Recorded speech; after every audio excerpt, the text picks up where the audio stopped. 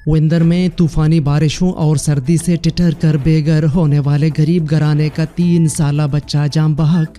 کوئٹہ میں gas leakage کے باعث دھماکہ، ایک شخص جھلس کر زخمی۔ سبی میں ٹریکٹر ٹرالی اور کار کے درمیان تصادم، 2 افراد جاں بحق، خاتون سمیت 5 افراد زخمی ہو گئے۔ آج جنوری کی 8 تاریخ ہے، دن اتوار، اور اس وقت بلوچستان میں شب کے 10 بج رہے ہیں۔ بلوچستان افیئرز کی اردو نیوز بلیٹن سرشپ احوال کے ساتھ میں ہوں مقبول ناصر۔ شب وش بات۔ گزشتہ شب سونمیانی وندر کے علاقے میر عبدالقیوم جاموٹ گوٹ میں محمد اعظم لنگا نامی شخص، جس کا مکان گزشتہ طوفانی بارشوں کے باعث ٹوٹ کر گر گیا تھا، مختلف NGOز و سرکاری اداروں کے نمائندوں کی جانب سے نیا گھر تعمیر کر کے دینے کے وعدوں کے شرمندہ تعبیر ہونے کے انتظار میں بے گھر ہونے والے غریب گھرانے کا 3 سالہ کم سن بچہ گزشتہ شب ہونے والی شدید سردی کی لہر کے باعث سردی سے ٹٹر کر جاں بحق ہو گئے، جس پر تشویش کا اظہار کرتے ہوئے عوامی حلقوں نے کہا ہے کہ مونسون کی طوفانی بارشوں کے بعد ٹوٹ کر گرنے والے گھروں کو دوبارہ تعمیر کرانے کا وعدہ سرکاری و غیر سرکاری اداروں اور NGOز کے نمائندوں کی جانب سے کیا گیا، اور تباہ شدہ گھروں کے ملبوں پر کھڑے ہو کر فوٹو سیشن بھی کیا گیا، مگر متاثرین کی کسی قسم کی مدد نہیں کی گئی۔ پولیس ذرائع کے مطابق اتوار کو کوئٹہ کے علاقے سریاب روڈ شفیق کالونی میں گیس لیکیج کے باعث دھماکہ ہوا، جس کے نتیجے میں تنویر شہوانی نامی شخص جھلس کر زخمی ہو گیا۔ پولیس نے زخمی کو فوری طور پر طبی امداد کے لیے اسپتال منتقل کر دیا، مزید کارروائی جاری ہے۔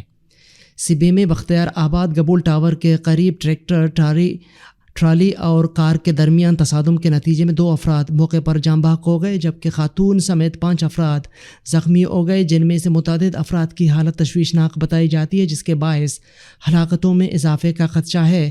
واقعے کی اطلاع ملتے ہی ریسکیو ذرائع حادثہ کی جگہ پر پہنچے، جبکہ ضلع انتظامیہ کی جانب سے تمام ڈاکٹرز کو شعبہ حادثات طلب کر کے ایمرجنسی نافذ کر دی گئی ہے۔ پنجاب سے آنے والی 2 لاکھ گندم کی بوریاں بلوچستان کے لیے سپلائی شروع ہو چکی ہے۔ محکمہ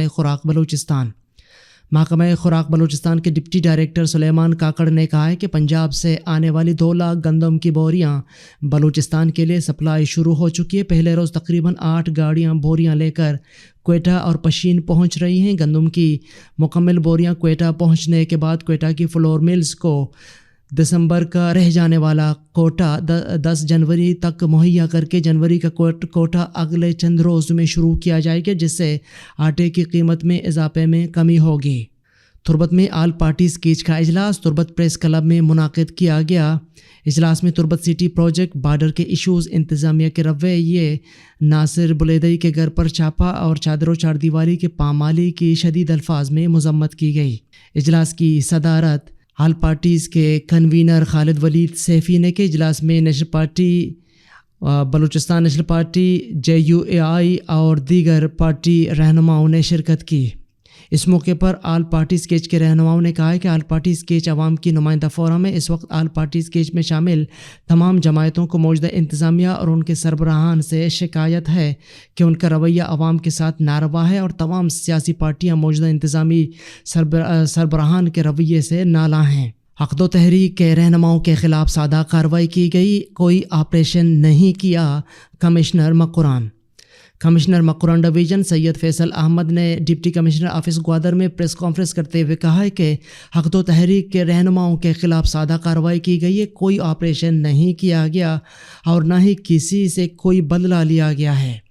عقد و تحریک ایکسپریس وے میں دھرنے سے گوادر پورٹ بند ہو گیا تھا، اور پورٹ کے اندر موجود غیر ملکی باشندے سمیت مختلف محکموں، کسٹم، گوادر پورٹ، نیوی اور دیگر لوگ محصور ہو کر رہ گئے تھے، جس کے سبب ہمیں یہ کارروائی کرنا پڑی۔ کارروائی کے علاوہ کوئی دوسرا آپشن موجود نہیں تھا۔ عقد و تحریک کے کچھ اعلیٰ قیادت نے رضاکارانہ طور پر گرفتاری دی اور کچھ قیادت روپوش ہو گئی۔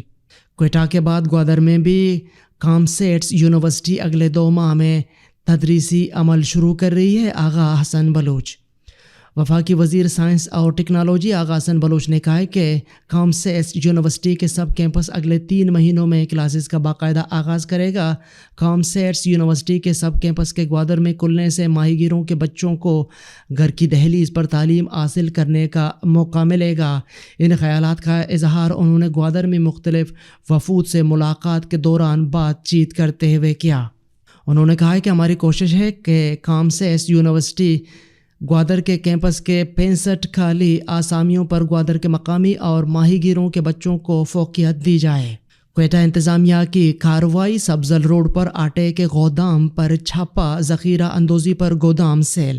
وزیر اعلیٰ بلوچستان میر عبدالقدوس بزنجو کی ہدایت پر گندم اور آٹا ذخیرہ اندوزوں کے خلاف کریک ڈاؤن جاری ہے۔ ڈپٹی کمشنر کوئٹہ کی زیر نگرانی ضلعی انتظامیہ نے کوئٹہ شہر کے گوداموں پر ریڈ کیا۔ Assistant commissioner city Attaullah Munim نے سبزل روڈ پر آٹے کے گودام پر چھاپا مار کر ذخیرہ اندوزی پر گودام سیل کر دیا گیا۔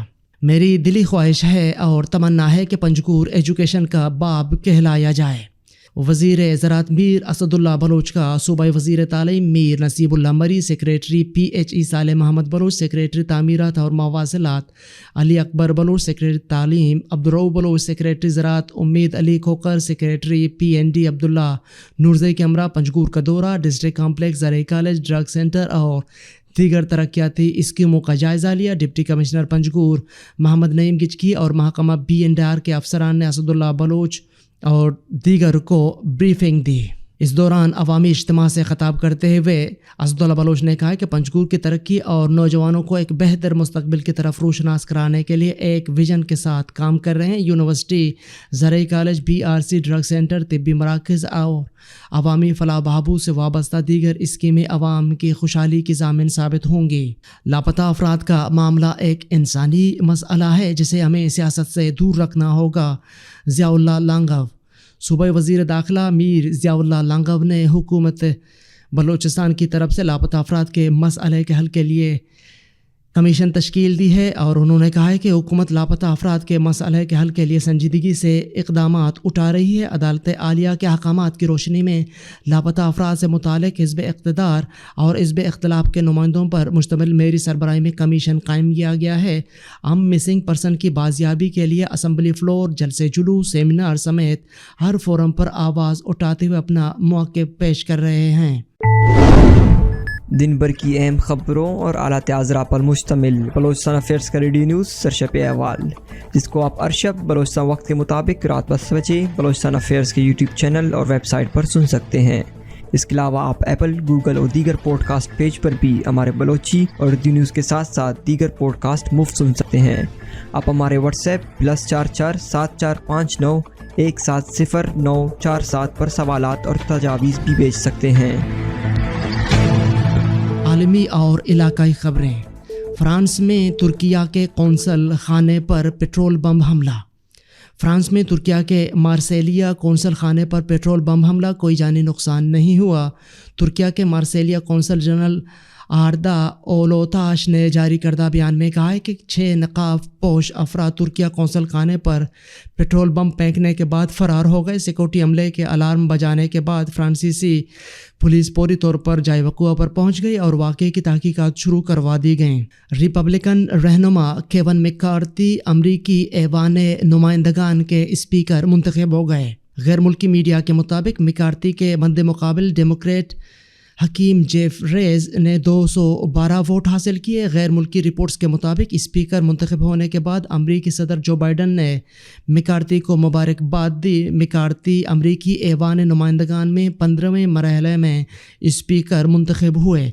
گزشتہ راؤنڈز کے مقابلے میں 13ویں راؤنڈز میں مکارتھی کے ووٹوں میں اضافہ ہوا۔ 13ویں راؤنڈ میں مکارتھی کو 214 ووٹ پڑے، لیکن 5 ووٹوں کی کمی سے وہ اسپیکر نہ بن سکے تھے۔ گزشتہ روز مکارتھی کے حق میں 201 ووٹ پڑے تھے۔ ایلون مسک کا ٹویٹر میں متعدد نئی بڑی تبدیلیاں لانے کا اعلان۔ ایلون مسک نے آنے والے ہفتوں میں ٹویٹر میں متعدد نئی تبدیلیاں لانے کا اعلان کیا ہے۔